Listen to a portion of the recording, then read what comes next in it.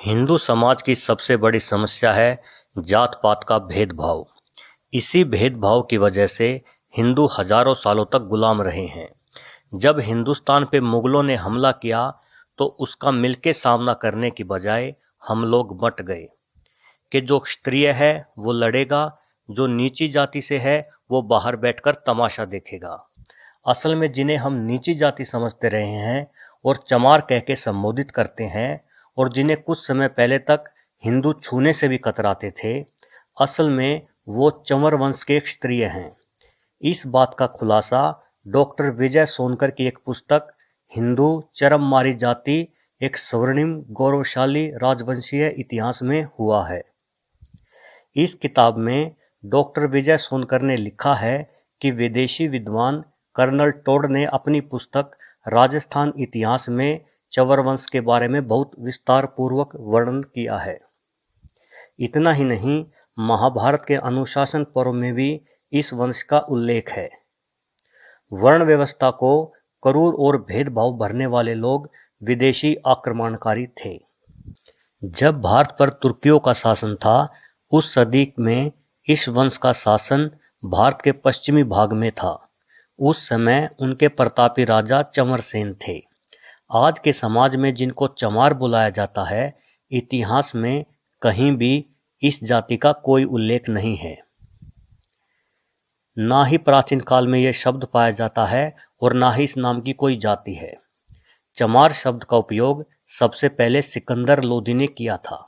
मुस्लिम आक्रमणकारियों के धार्मिक उत्पीड़न का सबसे पहले जवाब देने की पहल इसी जाति ने की थी।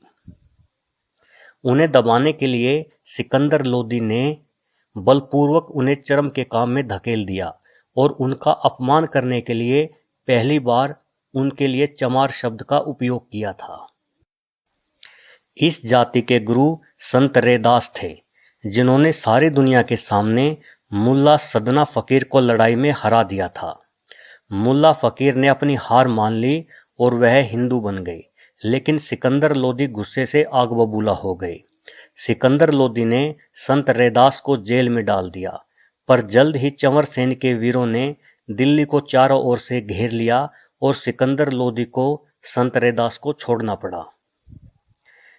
इस वर्तमान पीढ़ी की विडंबना देखिए कि हम इस महान संत के बलिदान से अनभिज्ञ हैं। कमाल की बात तो यह है कि इतने जुल्म सहने के बाद भी इस वंश के वीर हिंदू ही बने रहे और उन्होंने इस्लाम को नहीं अपनाया। गलती हमारे समाज में है। हम हिंदुओं को अपने से ज़्यादा भरोसा वामपंथियों और अंग्रेजी के लेखन पर है। उनके इस झूठ के चलते हमने अपने भाइयों को, अपने दोस्तों को अछूत बना लिया। आज हमारा हिंदू समाज अगर टिका हुआ है तो उसमें बहुत बड़ा बलिदान इस वंश के वीरों का है, जिन्होंने नीचे काम करना स्वीकार किया पर इस्लाम धर्म को नहीं अपनाया। उस समय या तो आप इस्लाम को अपना सकते थे या सिर्फ मौत को गले लगा सकते थे। यह सुनने के बाद अब आपको विश्वास हो जाना चाहिए कि हमारे बीच कोई भी चमार अथवा अछूत नहीं है। हम सब एक जैसे हैं। दोस्तों, जानकारी पसंद आने पर इसे फेसबुक और व्हाट्सएप के जरिए अपने दोस्तों में शेयर करें और मेरे चैनल को सब्सक्राइब जरूर करें।